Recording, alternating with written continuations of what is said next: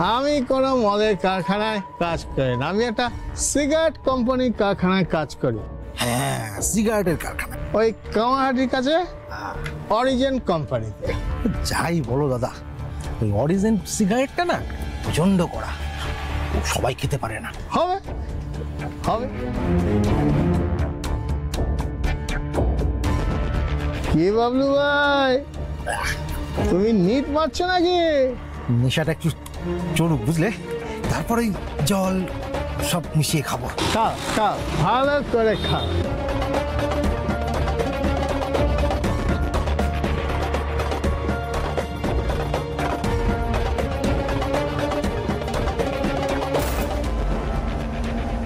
ভাই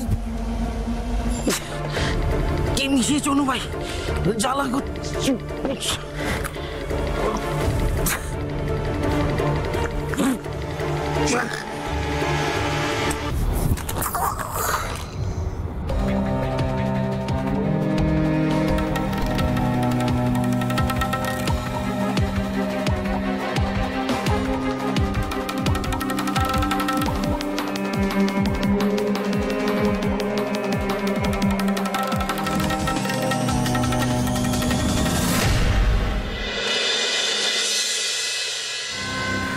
তুমি আজও রাত করে বাড়ি ফিরলে?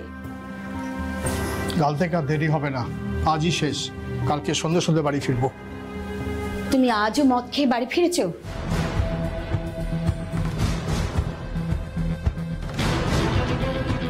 আমি কি জিজ্ঞেস করছি, তুমি আজও মদ খেয়ে বাড়ি ফিরেছো? না, আজ এই মদ খাইনি, আজ কুলকুচি করে ফেলে দিয়েছি। আমি গন্ধ পাচ্ছি। বললাম তো আজ আমি মদ খাইনি, আজ আমি কুলকুচি করে ফেলে দিয়েছি। বাজে কথা বলো না, এক সপ্তাহ ধরে তুমি রোজ মদ খেয়ে বাড়ি ফিরছো।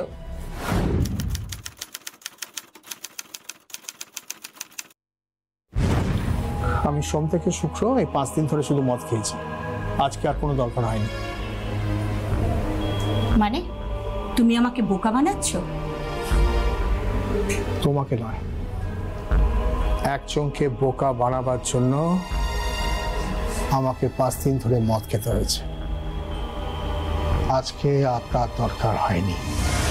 তাই কুলকুচি করে ফেলে দিয়েছো?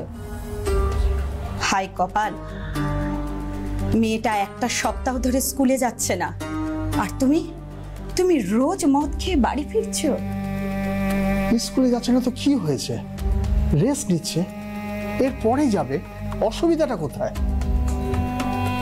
তুমি জানো না মেয়ে কেন স্কুলে যাচ্ছে না? জানি তো, যাকে ছাড়ো। কোথায় ও? ঘুমোচ্ছে। ডাক্তারবাবু যে ওষুধটা দিয়েছেন খুব কড়া ওষুধ, 2 দিন ধরেই দেখছি খাওয়ার পরেই ও ঘুমিয়ে পড়ছে। ওষুধ খেয়ে এরকম ঘুমিয়ে পড়াটা ঠিক না, এতে শরীরের উপর খুব এফেক্ট পড়ে। না হলে করবেটা কি, সারা রাত জেগে থাকবে? তাও ঠিক, খেতে দাও, আমার খুব খিদে পেয়েছে।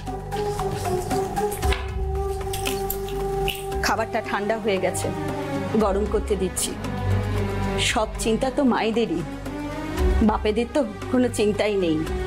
বাপেরা ঘুরে বেড়াবে, মদ খাবে আর মচ্ছব করবে।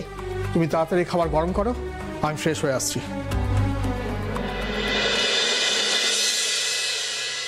বুঝলি পল্টু, এইসব ক্রিকেট 11 না একদম ফালতু। আমি টাকা লাগিয়ে দেখেছি, ঝাড় যায়। কিন্তু ভাই আমার টাকা তো আমি ফেরত পেয়ে গেছি। আর ওই যে 49 টাকা না সবাই ফেরত পায়, কোটি টাকা কেউ আর পায় না। কম্পিউটারে ওরা নিজেরাই টিম বানিয়ে নেয় আর নিজেরাই টাকা নিয়ে চলে যায়। হ্যাঁ, তুই কিছু জানিসই না। ভাই ওটা বাবলু দা না? হ্যাঁ তাই তো মনে হচ্ছে রে। চল তো একবার গিয়ে দেখি। দাঁড়া, বাবলুদার সাথে মিশলে বাবা বাড়িতে বহুত ক্যাচাল করে, যাবো না। সে তো আমার বাড়িতেও বকাবকি করে, কিন্তু একজন অসুস্থ হয়ে পড়ে আছে সেটা দেখেও হেল্প না করে চলে যাব? কে অসুস্থ? ও অসুস্থ? দেখ গিয়ে মালকে ঘুমাচ্ছে। না রে ভাই, দেখে মনে হচ্ছে সত্যি অসুস্থ, না হলে কেউ এমন ভাবে খিচ মেরে পড়ে থাকে।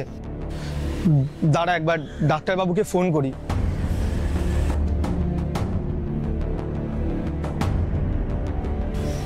হ্যালো ডাক্তারবাবু, আমাদের পাড়ার ওই স্ত্রীর দোকানটার পাশে না একজন অসুস্থ হয়ে পড়ে আছে।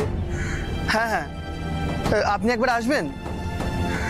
আচ্ছা আচ্ছা ঠিক আছে। সব মিলিয়ে লোকটার দুটো জামা, দুটো প্যান্ট আর ছেঁড়া একটা জুতো, এই পরে সে প্রতিদিন অফিসে যেত। সারাদিন হাড় ভাঙা খাটুনির পর বসের বকা মাথা নিচু করে সহ্য করতে করতে সে ভাবত, না, প্রতিবাদ করা যাবে না, প্রতিবাদ করলে চাকরিটা চলে যাবে, আর চাকরি চলে গেলে পরিবারটাকে বাঁচাবে কি করে, ছেলে মেয়েদের পড়াশোনার খরচ জোগাবে কি করে। ছেলেটা বলেছে ইঞ্জিনিয়ারিং ভর্তি হবে, তাই তার পড়াশোনার খরচ জোগাতে হবে। মেয়েটা অলরেডি পুজোর জন্য একটা জামা অর্ডার করে রেখেছে, এ মাসের মাইনে পেলে সেই জামাটা কিনে দিতে হবে। মায়ের ওষুধ কেনা বাকি, এ মাসের ইএমআই বাকি। এমনকি বউটা চুরমুর খেতে খুব ভালোবাসে, বলেছে ফেরার সময় চুরমুর নিয়ে যেতে। তাই অফিস থেকে ফিরে বাজার করে বাড়ির সামনে গিয়ে তার মনে হলো, যা, ছেঁড়া জুতোটা তো সেলাই করা হলো না, ভুলে গেলাম। এতক্ষণ যে লোকটার গল্প আপনাদেরকে বলছিলাম, সেই লোকটার নাম হলো বাবা।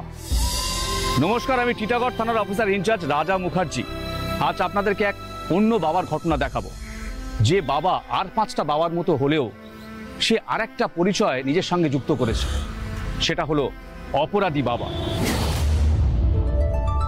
আরে অয়ন, আজ হঠাৎ এই পদে? আজ রোববার, ছুটির দিন, তাই ভাবলাম একটু ঘুরে আসি। তা ভালোই করেছো, অনেকদিন আড্ডাও হয় না। তা ঠিক। বলছি, পাশের পাড়ার কোনো খবর পেলে? না, পাশের বাড়ির কি খবর? আরে বাবলু মারা গেছে। কে বাবলু? আরে ওই সুভাষ পল্লীর উঠতি মস্তান বাবলু।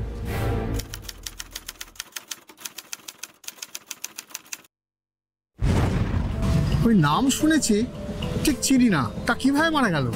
আরে সেখানেই তো আসল গল্প। কিরকম? আর সকালবেলা রাস্তার ধারে মাদুর পেতে বাবলু ঘুমাচ্ছিল। পাড়ার ছেলেরা অসুস্থ মনে করে ডাক্তার ডাকে। ডাক্তার এসে বলে বেঁচে নেই, ব্রেন স্ট্রোকে মারা গেছে। তারপর ওরা হাসপাতালে নিয়ে যায়, আর হাসপাতালে ডক্টর দেখে বলে ব্রেন স্ট্রোকে মারা গেছে ঠিকই, কিন্তু বাবলুকে কেউ কিছু খাইয়েছে, আর সেই কারণেই ওর ব্রেন স্ট্রোক। চাপ বাবা, তা আবার হয় নাকি? হ্যাঁ, সেটাই তো শুনছি। তারপর হাসপাতালে পুলিশ যায় এবং বডিটা মর্গে নিয়ে যায়। কি হলো, কি ভাবছো? না, ভাবছি এই পৃথিবীতে কত কিছুই না ঘটে। হ্যাঁ সেটাই। হ্যাঁ যাই হোক, সিগারেট খাবে নাকি? না সুবিধা, আমি তো সিগারেট খাই না। সে কি, তুমি সিগারেট কোম্পানিতে চাকরি করো অথচ সিগারেট খাও না? সিগারেট কোম্পানিতে চাকরি করি বলেই তো আমি সিগারেট খাই না। তাছাড়া আমি জানি smoking is injurious to health. হ্যাঁ শুনেছি, দেখেছি প্যাকেটের গায়ে লেখাও থাকে, তবুও লোকে খায়। আচ্ছা আমাকে বলো তো, এই সিগারেটে কি বিষ মেশানো থাকে? আরে হাসছো যে? সুবিধা, সিগারেটটাই তো বীজ দিয়ে তৈরি। হ্যাঁ সে কি, তাই নাকি? এক্স্যাক্টলি।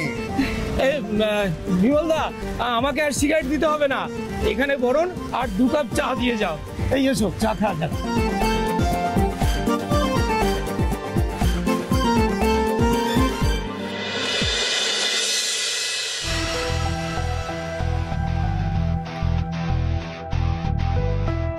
স্যার,